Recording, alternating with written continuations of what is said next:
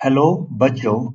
Let's read this question. The question says that circumference of the base of a cylinder open at the top is 132 centimeter. The sum of the radius and height is 41 centimeter. Find the cost of polishing the outer surface area of the cylinder at the rate of ₹10 per square decimeter. Use pi equal to 22/7। कह रहा है कि एक कोई cylinder है जो open है किससे टॉप से, तो उसका जो बेस का जो सर्कमफेरेंस है वो कितना है 132 सेंटीमीटर है। अब बोलते हैं जो उसकी रेडियस का और हाइट का समय वो कितना है 41 सेंटीमीटर है। अब बोलते हैं उसके कोस्ट ऑफ पॉलिशिंग में अगर मैं उसके आउटर सरफेस ऑफ सिलेंडर को पॉलिश कराया जाए तो उसपे कितना खर्चा आएगा। वो जो जो पैसा है वो किस हिसाब से 10 रुपए पर स्क्वायर डेसीमीटर है, यानी पर डेसीमीटर स्क्वायर का खर्चा 10 रुपए है। तो बताना उसके कोस्ट ऑफ पॉलिशिंग में कितना खर्चा आएगा। अब उसने हमें बोल दिया ये जो कोस्ट जो सबसे पहले बोल दिया जो शेप है वो कौन से सिलेंड्रिकल शेप है। अब देखो अगर ये सिलेंड्रिकल शेप है तो और जो इसका बेस है तो सरकमफेरेंस यानी सरकमफेरेंस ऑफ बेस, सरकमफेरेंस और बेस कितना है भाई ये 132 सेंटीमीटर दे दी। ये ली।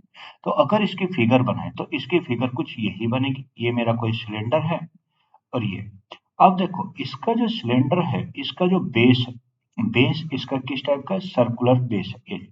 तो अगर ये सर्कुलर बेस है तो ये इस टाइप से सर्कुलर बेस है। तो जो इसका ये सर्कुलर बेस है तो इसकी जो सरकमफेरेंस होती है वो कहते हैं 2 पाई आर। और इसकी रेडियस कितनी है भाई इसकी रेडियस कितनी है आर है और हाइट कितनी मान लिया इसकी हाइट कितनी है एच। अब देखो जैसे कि हम जानते हैं और उसने क्या दे रखा है रेडियस प्लस हाइट का टोटल कितना बता रखा 41 सेंटीमीटर बता रखा ये रेडियस प्लस हाइट का टोटल। अब देखो अगर मैं यहाँ पे सरकमफेरेंस की बात करूं सरकमफेरेंस ऑफ बेस अगर हम यहाँ पे बात करें सरकमफेरेंस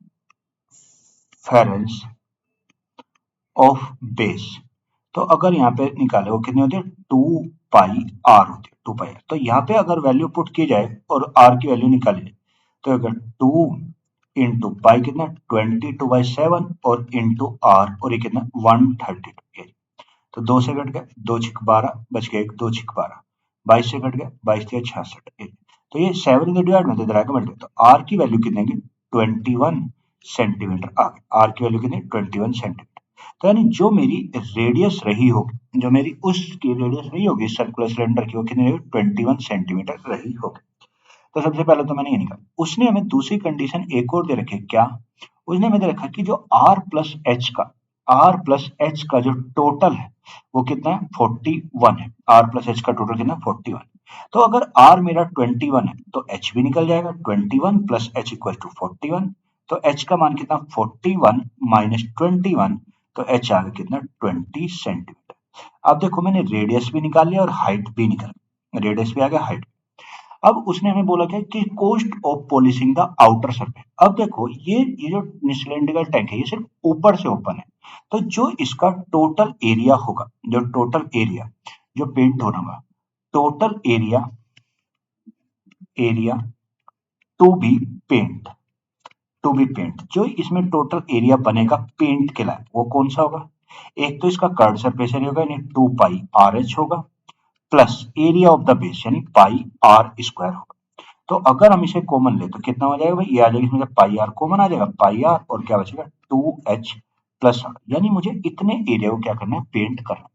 अब देखो अगर मैं यहाँ पे इसे इसे वैल्यू पुट करके और इसका मान निकाले तो ये हो गया यहाँ पे तो ये टोटल एरिया तो कितना भाई ये होगा पाई आर तो 22/7 इंटू आर कितना है 21 और इंटू 2h यानी 2 × 20 प्लस आर यानी कितना होगा 20।